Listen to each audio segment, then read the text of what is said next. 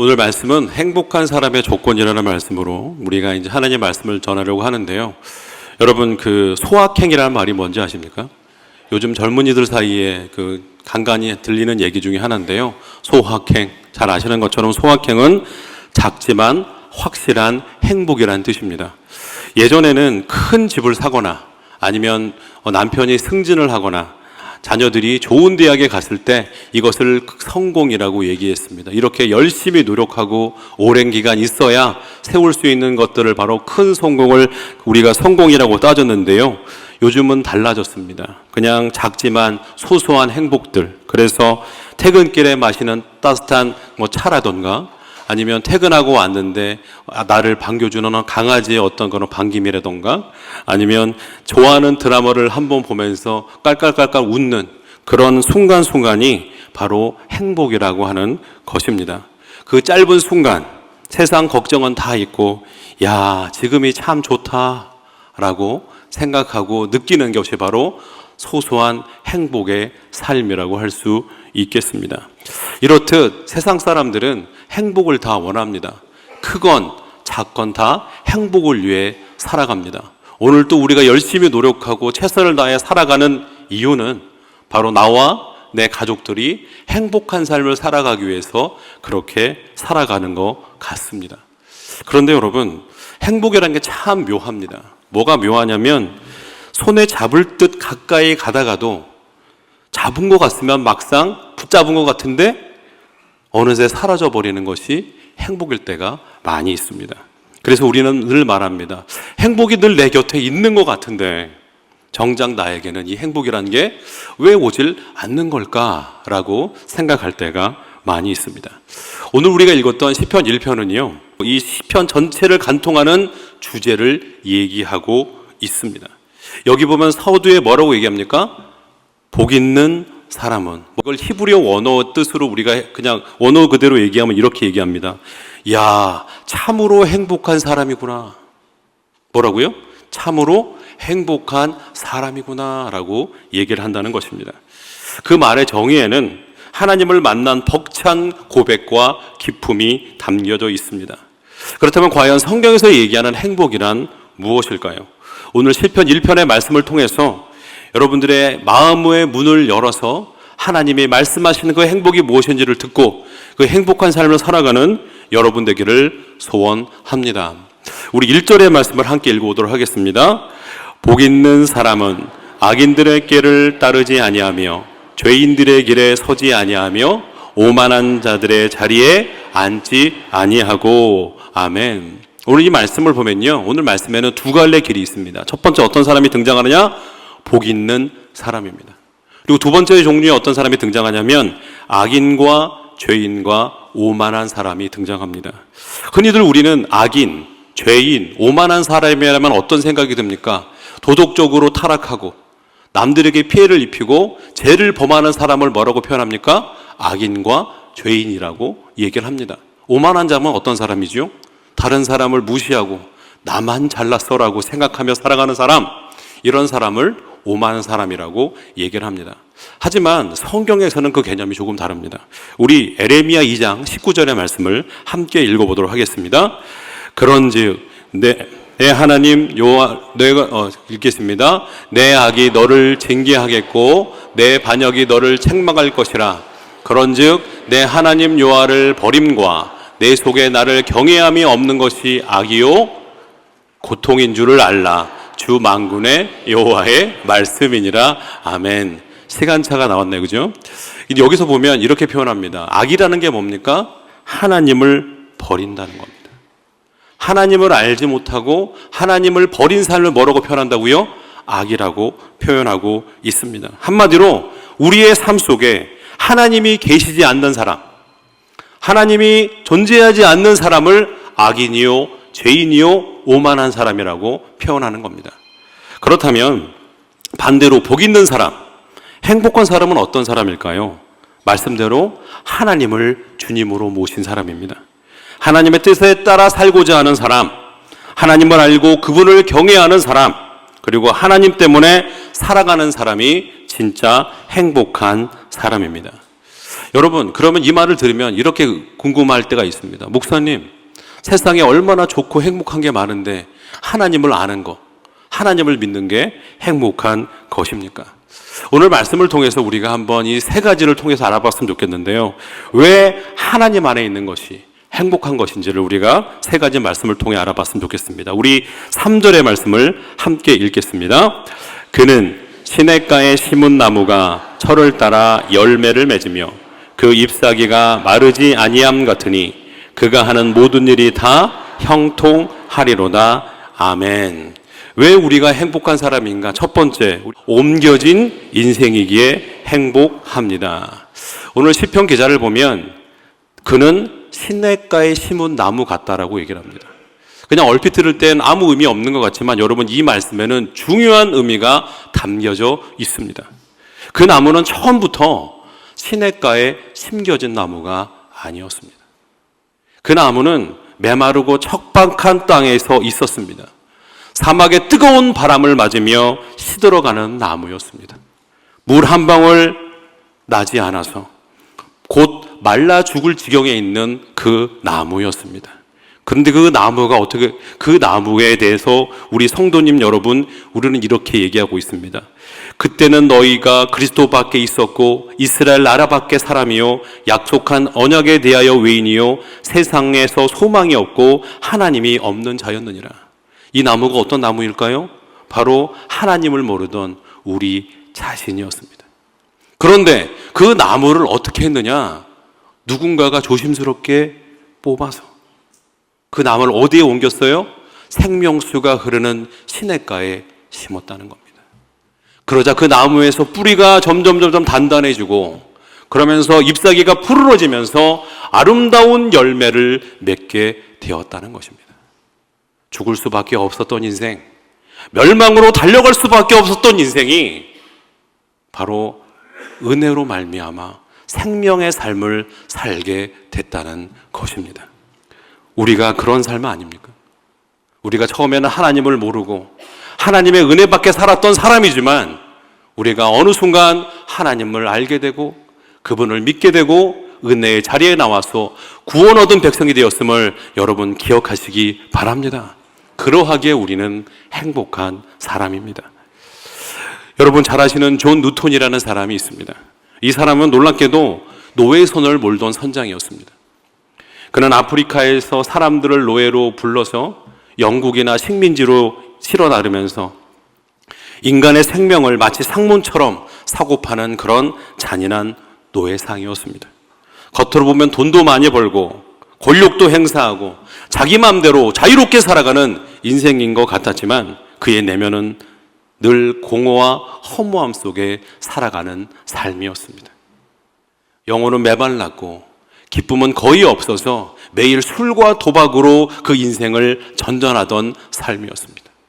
그러나 어느 날 그가 노예선을 타고 계속 가던 어느 날 엄청난 폭풍우를 만났고 결국 이 배가 파손될 것 같은 아주 위험한 상황에 처해 있었습니다.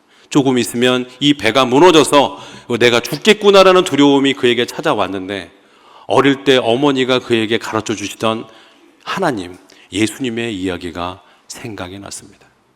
인생의 가장 밑바닥에서 그는 하나님을 부르짖기 시작했습니다. 주님, 당신이 계시다면 나를 살려주십시오.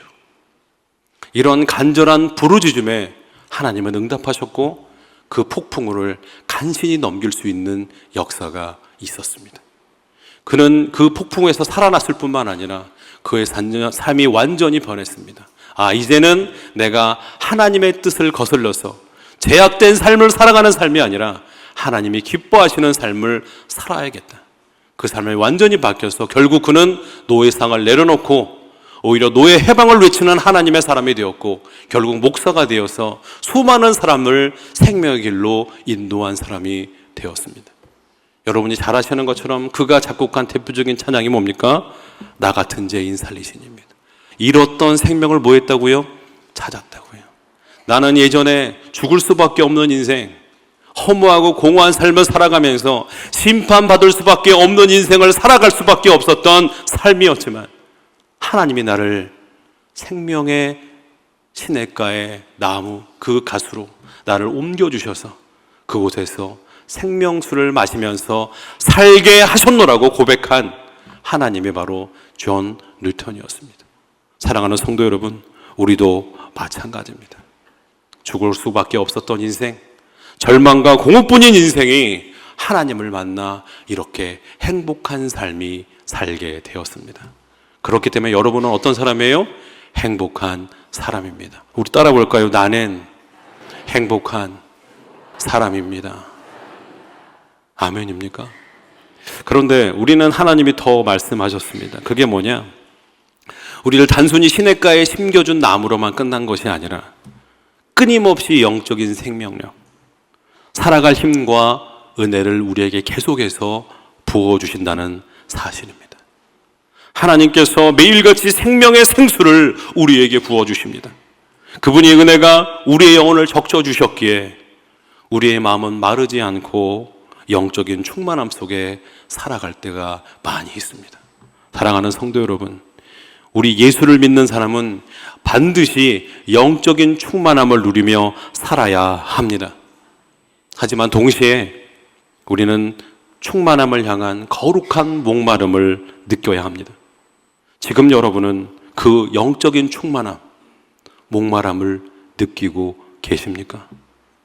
만약에 충만함을 느끼고 계시다면 그 삶을 계속 유지하시기 바랍니다. 하지만 목마름을 느끼고 계시다면 하나님 나에게 영적인 충만함을 허락해달라고 기도하시는 하나님의 삶이 되기를 소원합니다. 제가 청년일 때 군대를 갔습니다. 근데 거기 제가 동해안에 배치되어서 최전방에서 이제 군 생활을 하고 있는데 거기가 과거에 그 동해의 카투사라 그래서 엄청 편했습니다.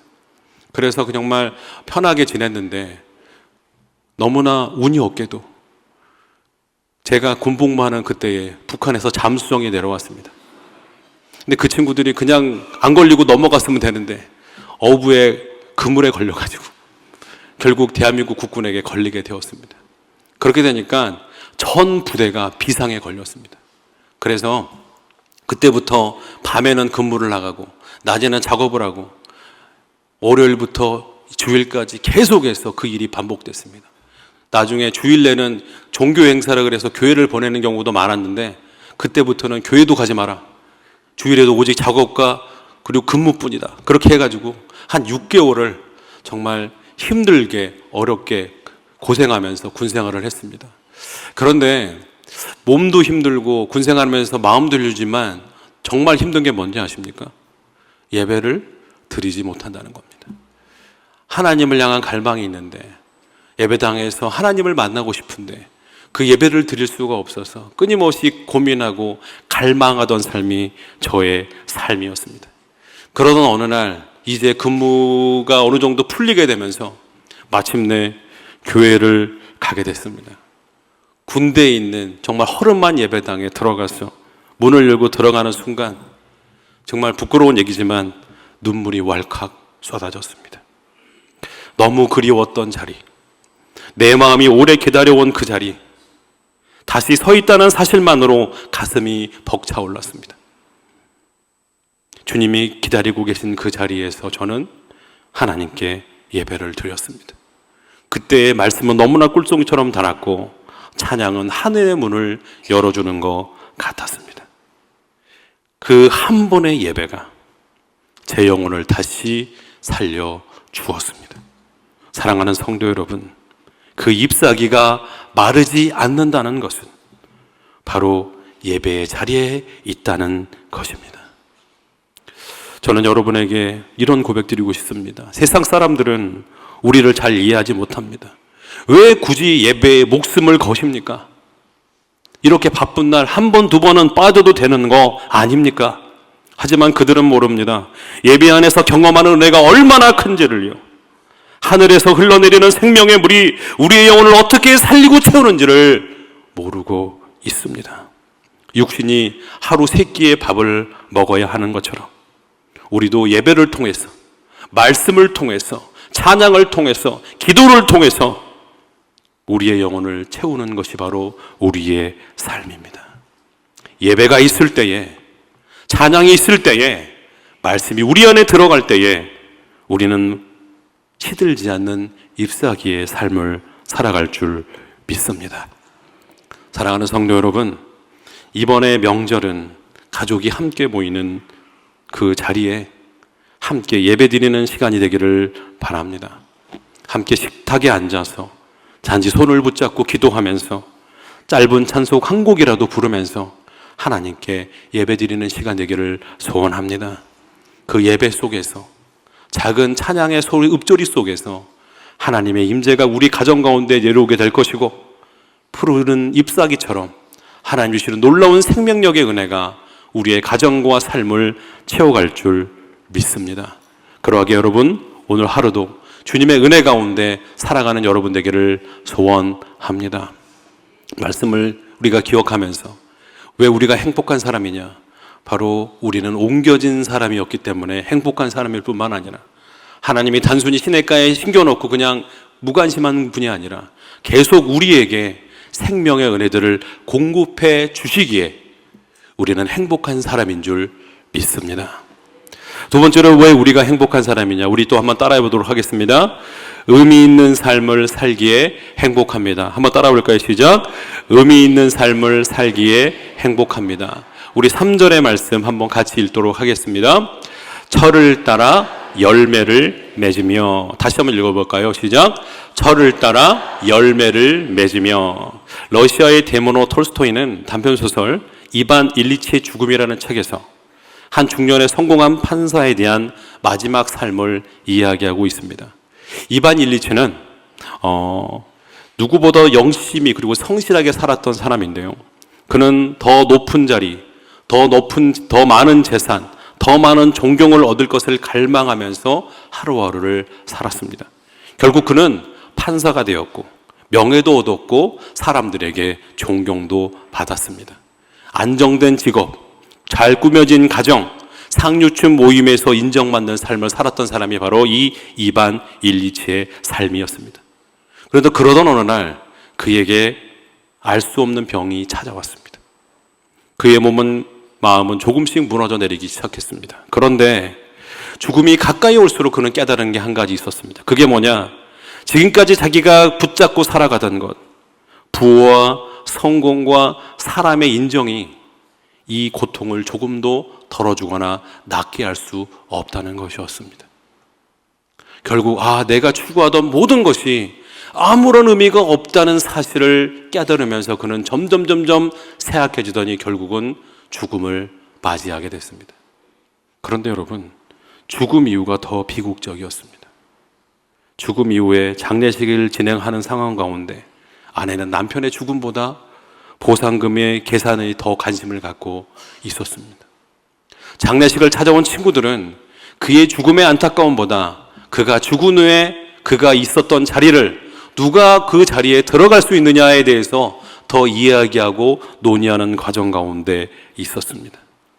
그가 평생 쫓았던 성공과 명예와 인간 관계는 죽음 앞에서 한 줌의 먼지처럼 흩어져 버렸습니다. 여러분, 우리의 죽음도, 옆에서 보는 죽음도 그렇지 않습니까? 이 이야기는 단순한 소설이 아닙니다. 하나님 없는 인생이 얼마나 허무한가를 거울처럼 비춰주는 우리의 조상입니다. 그리고 우리 모두에게 이렇게 묻고 있습니다. 당신은 지금 무엇을 위해 살고 있습니까? 지금 여러분이 살고 있는 이 삶의 모든 목적과 노력들이 죽을 때에 여러분이 가져갈 수 있는 의미 있는 것들입니까? 아니면 죽어버리면 아무런 의미 없이 흩어져 버리는 삶입니까? 주님은 여러분에게 물어보고 있습니다. 과연 너는 지금 어떠한 삶을 살아가고 있느냐? 시편 1편에는 이렇게 말씀합니다. 악인은 그렇지 아니하며 바람에 나는 겨와 같도다. 뭐와 같다고요? 겨와 같다고요. 바람이 날리면 휘 사라져 버리는 의미 없는 삶처럼 우리가 죽음이라는 바람이 찾아오면 우리의 삶은 아무것도 남지 않고 사라져버리는 그 허무한 삶을 향해 달려가고 있다라고 하는 것입니다. 아무리 열심히 살아도, 아무리 최선을 다해 살았다 할지라도 너무 많이 남아버리는 것이 바로 하나님 없는 우리의 인생인 것입니다. 그렇다면 우리는 어떻게 살아야 되겠습니까? 의미 있는 삶을 살아야 될 줄 믿습니다. 그 삶이 뭘까요? 함석관 선생은 뜻으로 본 한국 역사란 책에서 이렇게 말하고 있습니다.